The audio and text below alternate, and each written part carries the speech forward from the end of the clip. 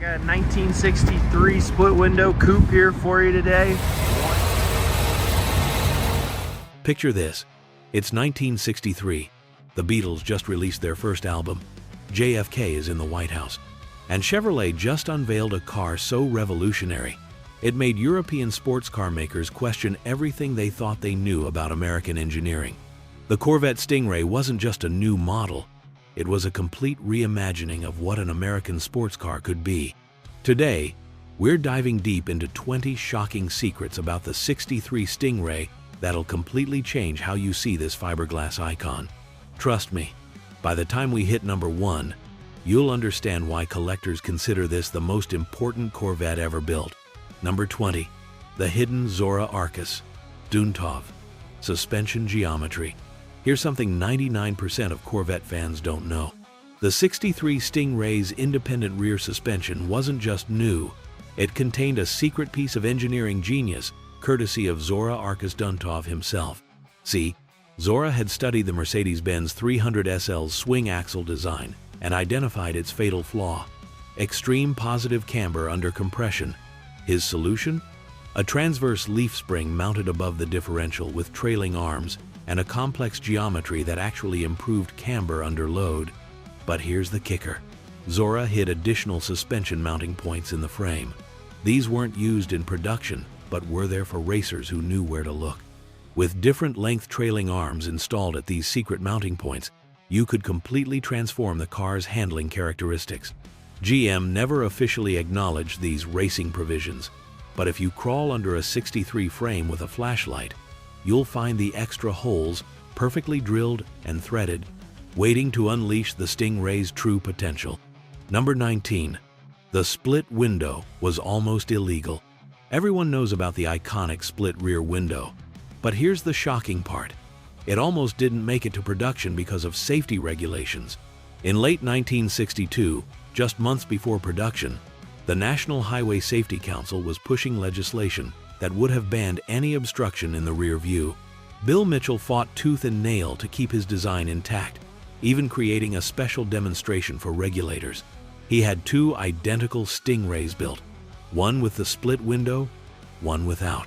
Professional drivers ran both cars through identical obstacle courses, and surprisingly, the split window car actually performed better. Why? The central spine acted as a reference point that helped drivers judge distances more accurately. Mitchell's gamble paid off, but internal GM documents reveal they had already tooled up for a backup single-piece window design just in case. Those prototype molds? They were secretly kept and eventually used for the '64 model year. If regulators had ruled differently, the most iconic design element in Corvette history would have never seen a showroom floor. Number 18. The secret fuel injection serial numbers. The Rochester fuel injection system was a $7,000 option in today's money, and only 10.6% of buyers checked that box. But here's what even most FI Corvette owners don't know. There's a hidden serial number system that reveals incredible details about your engine. Beyond the standard engine stamp, Rochester coded each fuel injection unit with a cryptic alphanumeric sequence on the passenger side of the main body. The first 2 digits indicate the week of assembly, but the third character is where it gets interesting.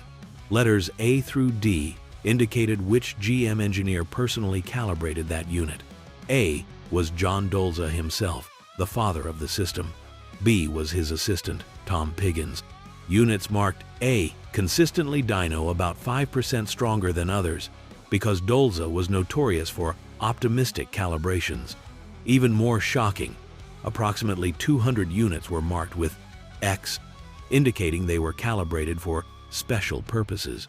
These were allegedly destined for GM executives and certain racing teams, though GM always denied any factory racing support.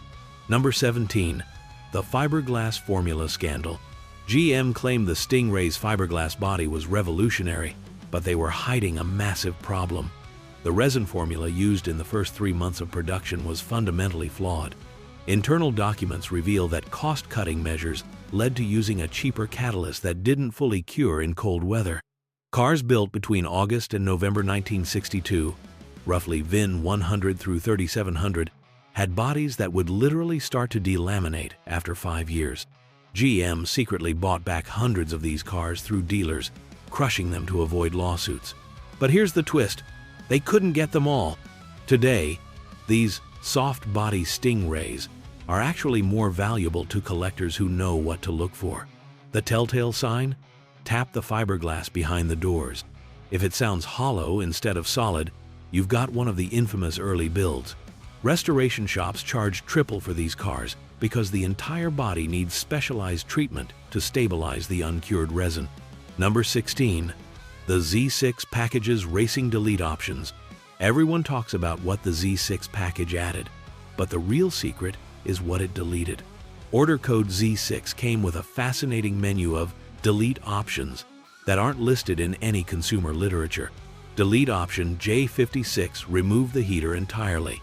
J57 deleted all sound deadening, but the holy grail was J58, which deleted the fiberglass inner body structure and replaced it with an aluminum honeycomb that saved 43 pounds. Only 7 cars were built with all 3 delete options, and they were never sold to the public. These were GM engineering mules that somehow ended up in the hands of specific racing teams. Roger Penske's crew campaigned one of these ultra-light Z6, and years later admitted it was nearly 150 pounds lighter than a standard Z6. When the SCCA got suspicious and demanded to inspect the car, it mysteriously caught fire in the transporter. The insurance claim lists the VIN, and that car, or what was left of it, sold at auction in 2019 for $800,000. Number 15. The Muncie Rock Crusher myth. Here's a secret that'll blow your mind. The famous Rock Crusher MER 22 transmission was never officially available in the '63 Sting Ray. Chevrolet's own documentation clearly states the M22 didn't debut until 1965. Yet, dozens of original, numbers-matching '63 Corvettes have been documented with M22 transmissions that have casting dates from 1963. How is this possible? The answer lies in a backdoor deal between Zora Arkus Duntov and Muncie Gear Works. Muncie was developing the M22 in '62 and needed real-world testing. Zora arranged for approximately 40 pre-production M22s to be installed in Z6 optioned cars destined for special customers. These transmissions carried experimental gear ratios and used a different alloy for the cluster gear. If you find a '63 with an M22 that has a casting number starting with X, you've got one of these secret test units. They're worth more than the car itself to the right collector. Number 14. The paint code that doesn't exist. Flip through any '63 Corvette color chart and you'll find 7 official colors. But there's an 8th color that GM pretends never existed. Marlboro Maroon Metallic, paint code 942. This deep, almost purple-red metallic was created specifically for Harley Earl's personal Sting Ray. Earl had retired as GM's design chief but maintained an office and certain privileges. He commissioned this one-off color, which required a special 3-stage process that cost 10 times more than standard paint. When Bill Mitchell found out, he was furious, not because of the cost, but because the color was gorgeous and he hadn't thought of it. Mitchell ordered 20 more cars painted in 942 for GM executives. When word leaked to dealers, they started requesting the executive color. GM's solution? They renumbered it as 932 and added it as a mid-year option, but the formula was slightly different. Less purple, more red. Today, you can spot an original 942 car by checking the paint code on the trim tag. If it shows 942 instead of 932, you found one of the 21 Harley Earl specials. Number 13. The brake cooling ducts that weren't. Those aggressive-looking vents behind the front wheels? Chevrolet claimed they were functional brake cooling ducts. They lied. In production cars, these vents were completely blocked off on the inside. But here's where it gets interesting. The block-off plates were designed to be easily removed. Underneath, GM had fully engineered ducting that would channel air directly to the brake rotors. Why block them off? Insurance. GM's lawyers feared that calling them brake cooling ducts would imply the standard brakes were inadequate, inviting lawsuits. The solution was genius. Block them for street cars but make them functional in under 5 minutes for anyone who wanted to race. The block-off plates even had small perforations that looked like fastener holes, but were actually guide marks for where to drill. Internal GM racing bulletins, never meant for public eyes, detailed exactly how to activate these ducts. Cars with factory-activated ducts can be identified by looking for GM's special high-temp paint around the duct openings, a detail that adds $50,000 to a car's value today. Number 12. The fuel tank controversy. The '63 Sting Ray's fuel tank holds a dark secret that could have ended the Corvette program entirely. The fiberglass tank was revolutionary, lighter than steel, and theoretically safer in a crash. What GM didn't publicize was that the resin formula was incompatible with certain fuel additives used by Shell and Texaco. Internal memos from December '62 show GM engineers discovered that these additives caused the tank walls to soften and eventually leak. The potential for fires was enormous. GM's response? They quietly reformulated the tank resin in January '63, but never recalled the affected cars. Instead, they issued a service bulletin to dealers recommending tank inspection during routine service. Here's the shocking part. They provided dealers with a special sealant to coat the inside of suspect tanks. But many dealers ignored the bulletin. Today, restorers estimate 70% of early '63 tanks have been replaced. Original tanks can be identified by a small EP stamp near the filler neck, standing for early production. These tanks are ticking time bombs with 60-year-old resin, yet collectors pay premiums for cars with original tanks. Number 11. The RPO numbers game. Everyone knows about RPO's regular production options, but the '63 Sting Ray had a parallel system of XPOs, experimental production options, that were never publicized. These options were available only to customers who knew the right people at GM. XPO 771 was a blueprinted engine with balanced internals. XPO 883 was a close-ratio steering box from the Corvette Grand Sport program. The most coveted was XPO 999, which got you whatever Zora Arkas Duntov felt like experimenting with that week. One documented XPO 999 car received prototype aluminum cylinder heads that wouldn't be invented until the Lady 8 engine 5 years later. Another got Grand Sport brake calipers hidden inside stock brake drums. The XPO codes don't appear on any documentation.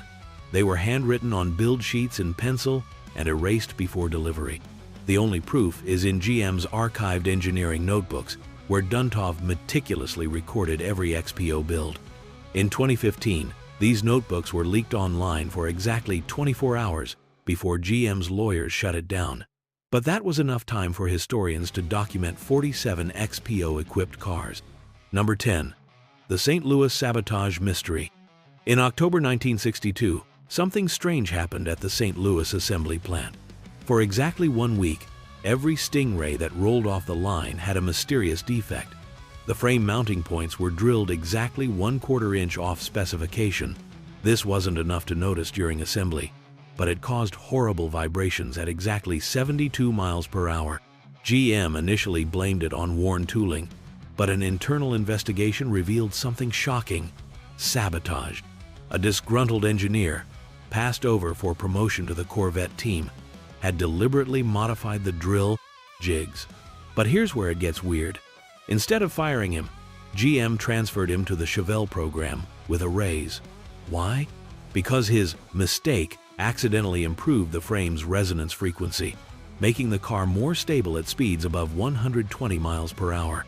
GM quietly recalled the affected cars, VINs 4,100 through 4,650, and re-drilled the mounting points to spec. But racers who knew about the October cars sought them out.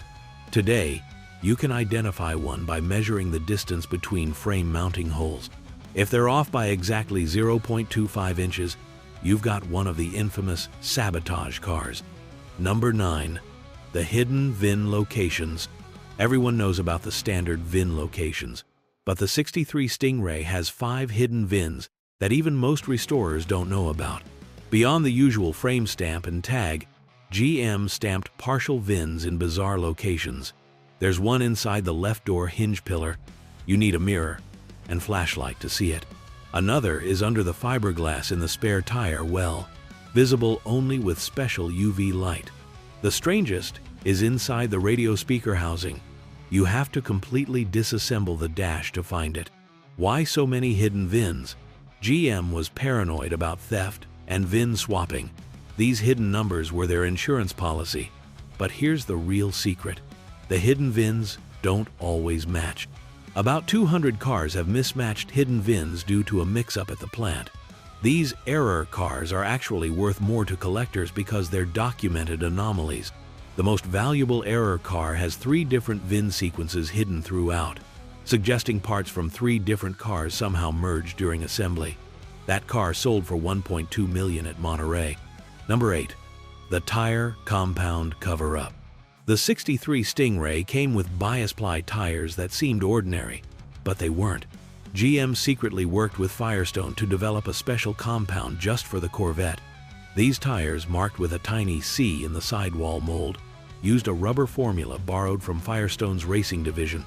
The compound was temperature sensitive, below 50 degrees. They were rock hard, but above 80 degrees, they became incredibly sticky. The problem? This same characteristic made them wear out in under 5,000 miles during summer driving. When customers complained, GM claimed it was spirited driving causing the wear. Internal documents tell a different story. GM knew about the wear issue, but calculated it was cheaper to quietly warranty tires than to switch compounds. Here's the kicker. These original C compound tires are now worth $5,000 each to collectors. Why? Because they're impossible to replicate. Firestone destroyed the formula in 1970 when they lost the Corvette contract. Modern reproductions look identical but lack the secret compound. You can spot originals by the wear pattern. They wear perfectly smooth, almost like racing slicks, while reproductions show normal tread chunking. Number 7. The assembly line paint rituals. Here's something that sounds like an urban legend but is absolutely true. The paint shop at the St. Louis plant had strange superstitions about certain colors. Workers believed Sebring silver was cursed. Every 10th silver car would have paint problems. So they developed a bizarre ritual. On every 10th silver car, the paint shop foreman would tape a penny under the front bumper before clearing. They called it paying the paint gods. Ridiculous? Maybe. But quality control records show silver cars with the penny had 90% fewer paint claims. It gets weirder. Tuxedo black cars were painted only on Tuesdays and Thursdays because workers believed black paint applied on other days would show swirl marks. Riverside red cars got an extra coat of clear because one painter insisted red wanted to escape. These weren't official procedures, they were tribal knowledge passed between workers. Today, you can actually verify if your car was part of these rituals. The penny cars have a small circular impression in the fiberglass under the bumper. Tuesday, Thursday, black cars have date codes stamped on the firewall that correspond to those days. These ritual cars command premiums because they genuinely have better paint quality. Number 6. The Grand Sport DNA hidden in plain sight. Only 5 Grand Sport racers were built, but their DNA is hidden in hundreds of regular '63 Sting Rays. When GM officially canceled the Grand Sport program, they had already manufactured special lightweight components. Rather than scrap expensive tooling, these parts were quietly mixed into regular production. The lightweight aluminum differential housing intended for Grand Sports, about 300 regular cars got them. Special thin-gauge steel brake lines, they installed them until the supply ran out. The most incredible find is the lightweight flywheel, 30% lighter than standard. It was installed in approximately 50 cars built in December '62. These weren't special orders or RPOs. Workers just grabbed whatever parts were on the shelf. GM never documented which cars got Grand Sport components, but racers in the know could feel the difference. Today, finding these parts is like striking gold. A confirmed Grand Sport differential adds $75,000 to a car's value. The lightweight flywheel, it's insured for more than most complete cars. You can identify these parts by casting numbers that start with GS, followed by development codes that were never supposed to leave the engineering department. Number 5. The Executive Order Engines. In February 1963, something unprecedented happened. Bunky Knudsen, Chevrolet's general manager, personally ordered 24 Sting Rays with an engine that didn't exist in any catalog, a 327 with secret Lady 4 fuel injection heads, but a milder cam. Why? He wanted the power of fuel injection with the street manners of a carbureted engine for his executive friends. These bunky specials were built after hours by hand-picked technicians. Each engine was personally dyno tested by Gib Hufstadter, Chevrolet's chief engineer. The engines made approximately 375 horsepower, 50 more than the top Lady 4, but with better street manners. Here's the incredible part. These engines carried no special markings except for Hufstadter's initials, GH, stamped inside the oil pan. Knudsen gave these cars to influential dealers, racing sponsors, and celebrities. Carroll Shelby got one and immediately tried to reverse engineer it. When he couldn't replicate the power, he called Knudsen directly. Knudsen's response? "Some things can't be bought, Carroll." Today, only 7 confirmed Bunky Special engines survive. One sold last year for more than a complete Z6. Number 4. The color-changing paint experiment. GM's styling department was experimenting with wild ideas in '63, including temperature-sensitive paint. They created 5 Sting Rays with a special paint that changed color based on temperature. Cold? The car appeared deep blue. Warm it up? It shifted through purple to red. The paint used liquid crystals suspended in clear coat, technology that wouldn't go mainstream for decades. Bill Mitchell loved the effect and wanted it as a regular option. The problem?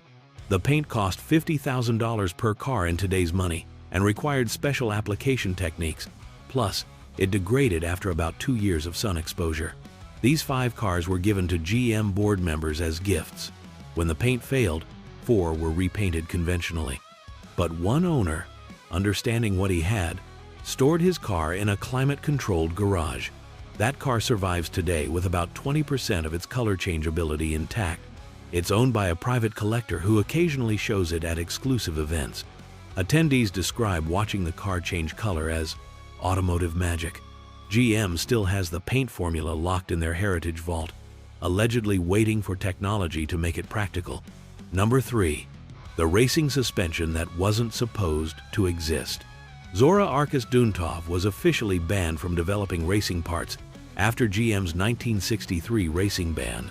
So he didn't develop them, he evaluated prototype suspension components for future production consideration. This semantic gymnastics led to the creation of the most sophisticated suspension ever hidden in a production car.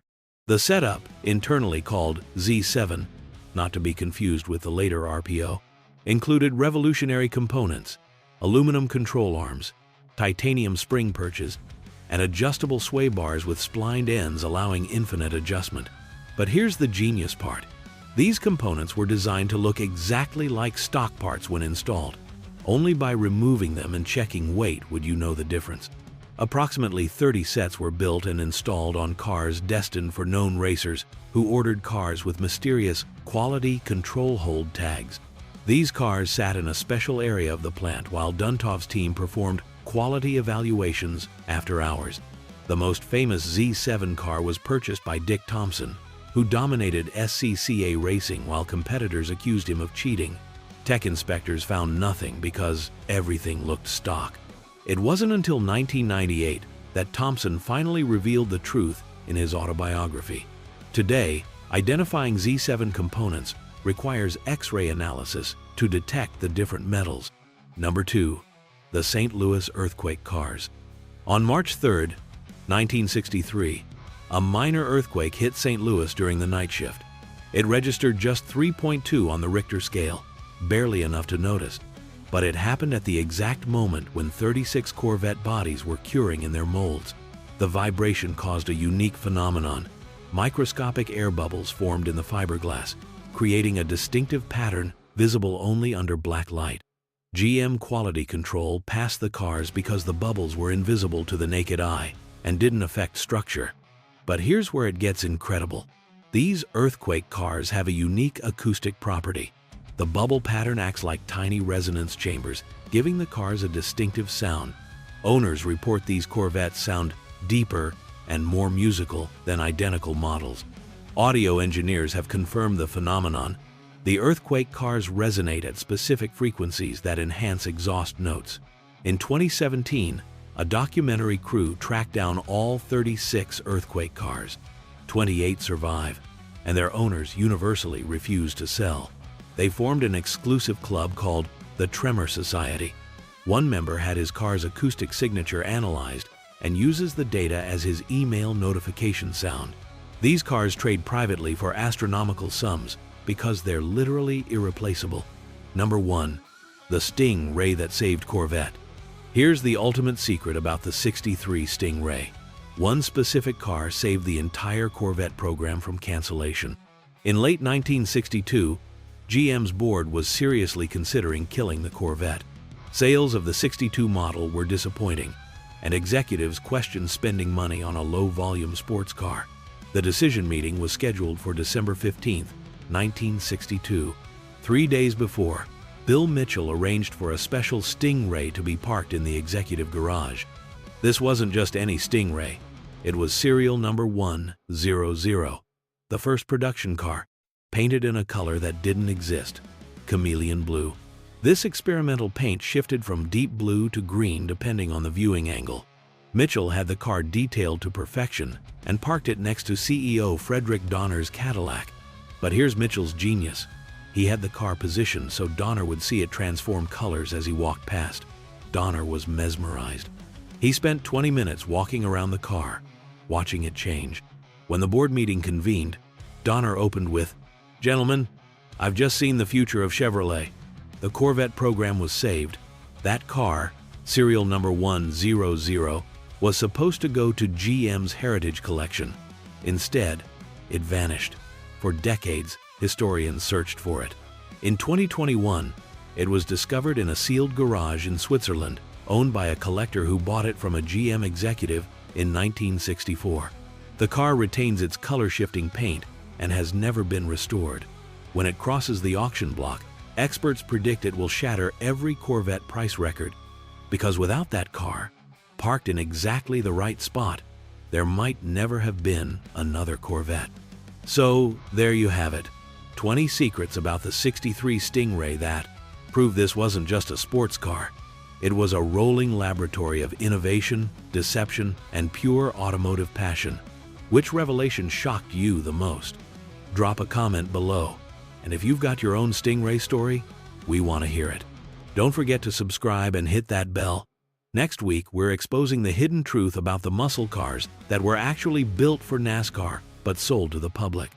Until then, keep hunting for those hidden VINs. And remember, sometimes the best automotive stories are the ones Detroit never wanted told.